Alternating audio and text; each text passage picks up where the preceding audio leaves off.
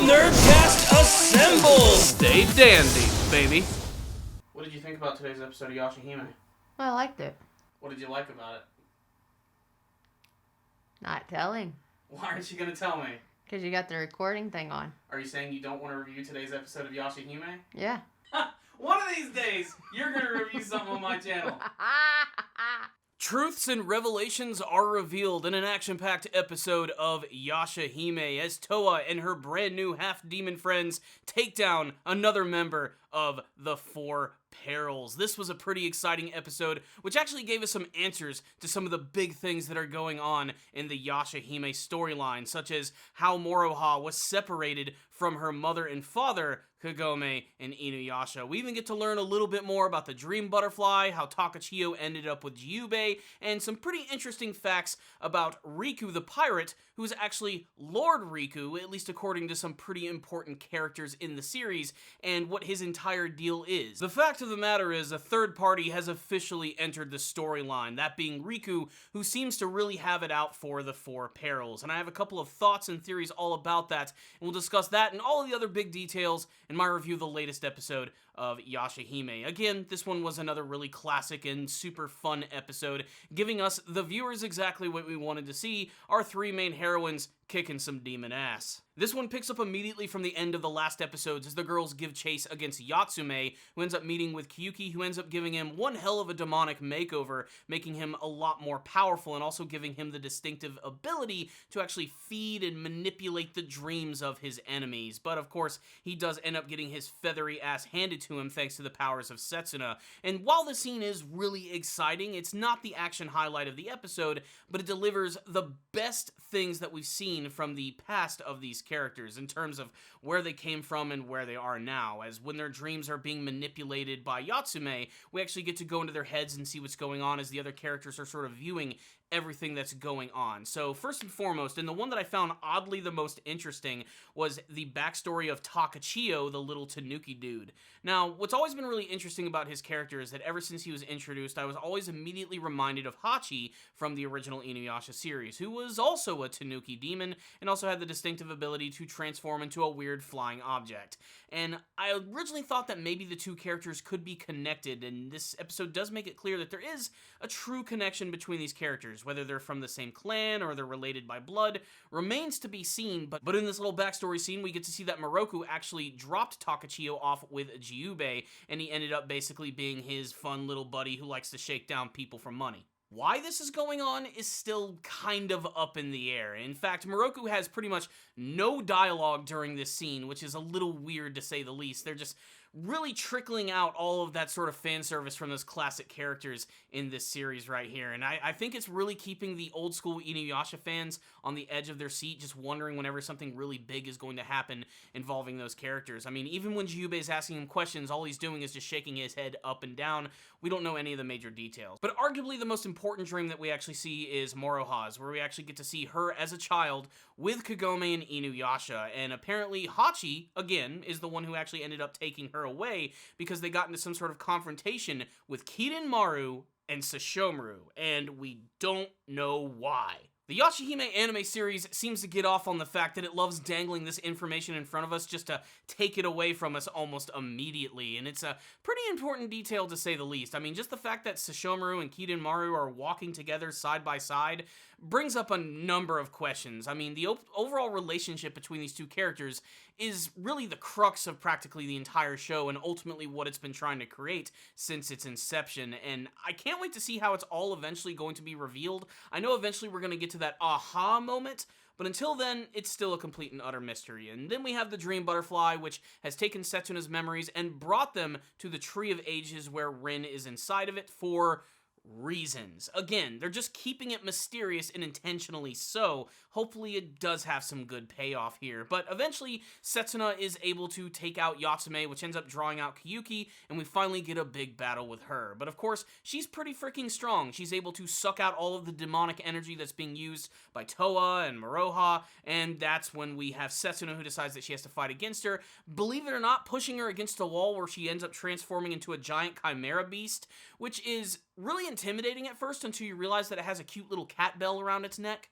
And while Kyuki's form is really cool looking, we don't really get to see it do much of anything aside from absorb demonic energy and just swipe its claws a couple of times. This scene is mostly an excuse to show how far that Toa has actually come in using her abilities, knowing that she can actually absorb demonic energy from the attacks that she receives on herself. Basically, every single time that she's attacked by a demonic being, she can actually absorb that energy as long as it doesn't actually end up killing her. And she actually ends up defeating Kyuki in this episode in a really cool scene where you actually get to see that azure blue dragon wrapping around her demonic energy blade as she finishes off Kyuki in a massive blast of superpowered demonic energy. It is just wicked. We also get to see the return of Riku at the end of the episode, and I'm honestly surprised that Toa is not more pissed to see Riku, considering that he's the one who is responsible for actually getting her caught by all of those Shogun.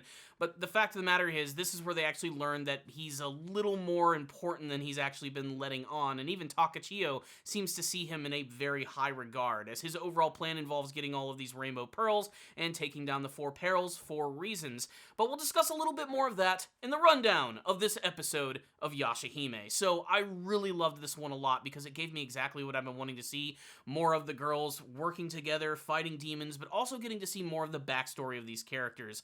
And everything with Takechiyo and Moroha's backstory with Kagome and Inuyasha is remarkably interesting. But what was probably the best part about this episode was Riku, as he has completely changed since the way he was shown in the last episode, which at first was just kind of a fun-loving, ridiculous pirate-like character. Now he is seen as Lord Riku, this very important character who supposedly, according to Jubei, is very powerful. He's probably not quite human, and it just so happens that I was watching this episode along with my girlfriend, who, again, refused to actually review this episode, and she came up with this really great theory that possibly Riku could actually be the son of Kirinmaru. And this ties directly into what we heard in the last episode, where he was abandoned by his master. He's a pirate. Pirates hang out on the ocean. Kirinmaru has a massive ship in the middle of the ocean. He could have been abandoned by his father. They could very well be the same character. It is also worth mentioning that in the last episode when that Kyuki went to see Kirinmaru, he seems pretty indifferent to the whole concept of the four perils, practically ignoring their existence and doesn't really seem to care about them all that much. But this could also tie into the fact that if Riku is related to Kirinmaru and he was abandoned by his father, it makes sense why he would actually want to kill the four perils, as his father decided to keep them but abandoned the son in the process. There's a lot of interesting prospects about the character of Riku, who originally to me just seemed like a one-off side character, has instantly turned into one of the biggest characters of Yashahime thus far. And that and the fact that he also seems to have some sort of weird obsession with the character of Toa, whether that borders on that he really wants to help her, or he loves her, or he simply just wants to kill her. As he even says in this episode, he only kills the ones that he loves.